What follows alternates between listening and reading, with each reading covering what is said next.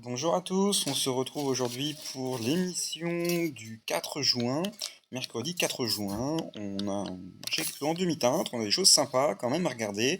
J'ai trouvé quelques petites opportunités, je voulais partager au sein de cette vidéo. Je rappelle qu'il y a 3 vidéos par jour, matin, midi et soir, donc n'oubliez pas de vous abonner à la chaîne pour ne pas louper les vidéos quotidiennes, les multi-vidéos quotidiennes. On démarre tout de suite avec une analyse assez sommaire mais intéressante. On a MKR qui continue sa route, malgré qu'on ait normalement déjà pris quelques positions, on a clôturé quelques positions. Euh, on a XMR effectivement qui corrige. On l'avait analysé également sur les heatmaps qu'il était nécessaire, du moins recommandé, de prendre des positions à la vente et nous l'avons fait, donc c'est plutôt cool. Globalement, le marché se stabilise aux alentours des 104-105 000 dollars. D'ailleurs, quand on passe sur le cours du Bitcoin, eh bien, on est toujours sur cette dynamique là au niveau du RSI sur support. On a toujours effectivement ici la SMA 200 qui remonte tranquillement jour par jour. Gagne quasiment ouais, 200 dollars par jour. Ça confirme toujours ce que je dis sur le fait que on va venir normalement au contact du cours, je pense, autour du 15 juin, 15-20 juin. Et à partir de là, on pourra avoir une impulsion. Là, on voit qu'on est en train de construire quelque chose sur support, mais ça ne partira pas en haut comme ça tant que la SMA ne rejoint pas le cours. Et je l'ai également évoqué hier, je rappelle que là on est en H4 sur ce graphique, on construit des hauts de plus en plus hauts, très bien, mais vous voyez, on se heurte à la box, à la boîte là. Et on va pas partir comme ça sans la SMA. Donc il va falloir temporiser, ça va ranger comme ça, je pense qu'il ne va pas y avoir grand chose qui va se passer. Or, grosse nouvelle, je rappelle qu'il y a deux zones intéressantes où vous pouvez positionner des ordres. C'est cette zone-là, entre 95 000 et 93 000, parce que d'une part, il y a eu un range qui a duré quasiment 3 semaines. On a ici le retour de retracement de Fibonacci à 1,61,8 dans cette zone et on a également la SMA 200. Donc franchement cette zone-là, c'est vraiment quelque chose qui peut être intéressant. Et puis ensuite, si vous avez un peu de liquidité qui traîne en stablecoin, et bien positionner un ordre qui traîne entre 86 000 et 83 000, ça serait pas non plus complètement débile. Au niveau de la liquidité, hier soir, on est venu chasser au-dessus des 106 000. Il y avait de la liquidité. On n'a pas eu la force d'aller chercher les shorts qui étaient positionnés à 60, enfin à 107 000. Donc ça sera pour plus tard.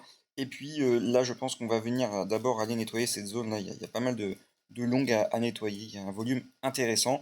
Donc, je privilégie plutôt ici une zone à aller chasser à court terme. Au niveau de la heatmap, vous savez que c'est intéressant parce que rapidement, ça nous permet de voir les coins qui sont survendus, surachetés, et ça nous permet immédiatement de pouvoir prendre des positions. Normalement, hier, on a déjà allégé SSV, on a déjà allégé MKR, donc on a bien fait. Sur la partie redistribution et rotation de liquidité, si vous avez, je pense, en portefeuille aujourd'hui du Equity qui va rejoindre, je pense, MKR dans sa baisse dans pas très longtemps, et bien ça peut être intéressant de les vendre. Vous allez me dire, ouais, mais la rotation, on l'a fait dans quoi? Bah, ça dépend de vos convictions, mais il y a quelques tokens que j'ai sélectionnés. Ça pourrait être sur Kaito, ça pourrait être également sur Dex, et ça pourrait être également sur Griffin si vous pensez que ce token a une utilité pertinente. Je rappelle ce que c'est Griffin pour ceux qui ne connaissent pas. C'est un projet qui est plus ou moins soutenu par des devs même des cofondateurs de Solana, euh, donc sur la blockchain et Solana, et il est censé faire pratiquement un travail d'agent autonome, d'aller chercher pour vous des requêtes sur le web, pourquoi pas commander votre paire de chaussures, etc. Donc en demi-teinte, parce que c'est vrai que le marché en ce moment des agents IA, il n'est pas, il est pas au plus haut.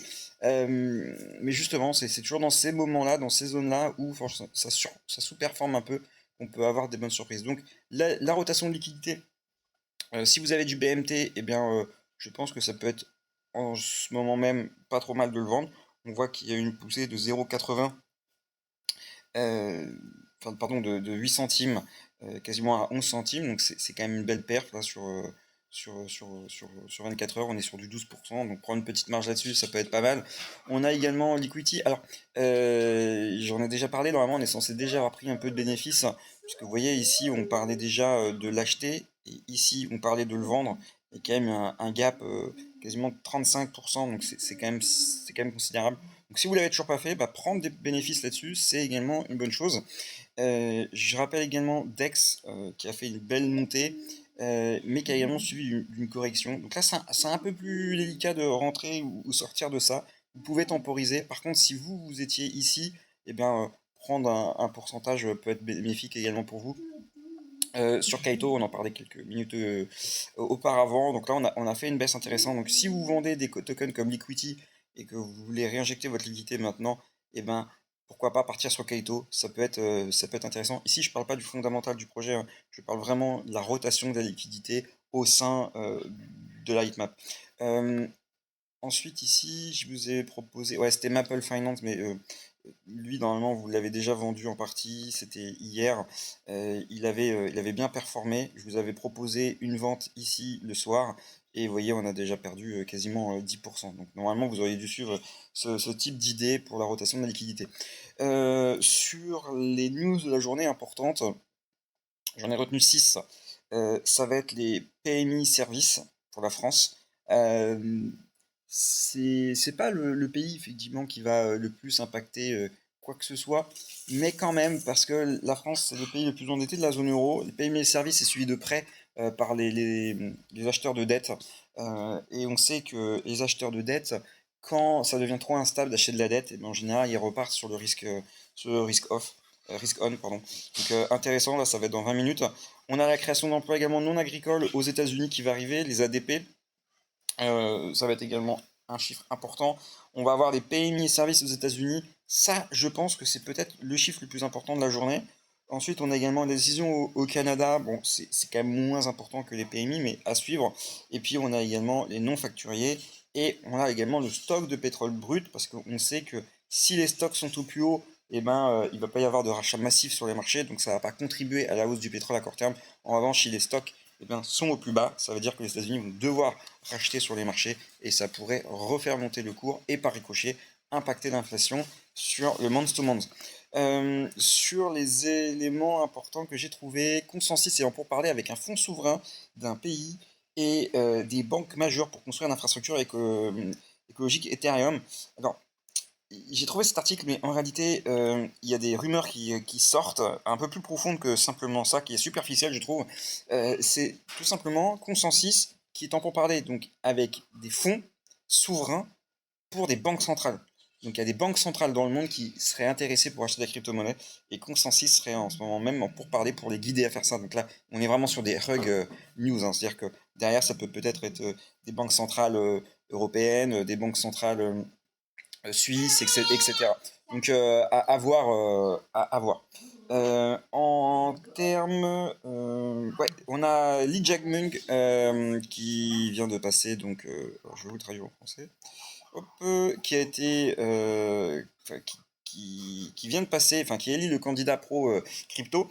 Et lui, il est vraiment pro crypto pour la Corée du Sud. Et ça, c'est plutôt un point intéressant. La Corée du Sud qui est bien engagée en crypto, ça suit un petit peu toujours ce schéma. Pour finir sur les ETF, on a eu une entrée nette de 375 millions de dollars, ce qui a, j'ai envie de dire, dynamisé la hausse qu'on a pu voir hier. Donc on est sur des montants qui ne sont pas records, mais c'est quand même significatif. Imaginez quand vous vous retrouvez avec 10 jours d'affilée avec ce type d'inflow, vous avez déjà 3,75 milliards de dollars en net inflow. On sait que les impacts sur le marché, c'est à peu près un facteur de 6, un facteur de 7. C'est-à-dire que quand vous avez 1 milliard de dollars qui se déversait en cash sur la crypto, par exemple Bitcoin, en réalité, la market cap de Bitcoin augmente de 6 milliards. Je vous ai trouvé une altcoin, enfin Memcoin, pardon, qui a été lancée il n'y a pas très longtemps, qui paraît prometteur, à vous de voir. Faites vos recherches. C'est un Memcoin qui part plutôt bien, qui est tout frais, qui a l'air de traîner pas mal sur Twitter, donc il s'appelle Resolve. Je vous invite à aller voir et faire vos propres diligences de vos propres chefs. Sur un point de vue un peu plus général, eh ben, écoutez, je pense on a fait le tour. Je vous invite à nous retrouver à l'édition de midi, vous abonner à la chaîne pour pas louper les autres émissions, multi-émissions quotidiennes pour toujours être au taquet sur ce qui se passe et ne rien louper. Je vous retrouve pour midi. Allez, à tout à l'heure. Bye bye.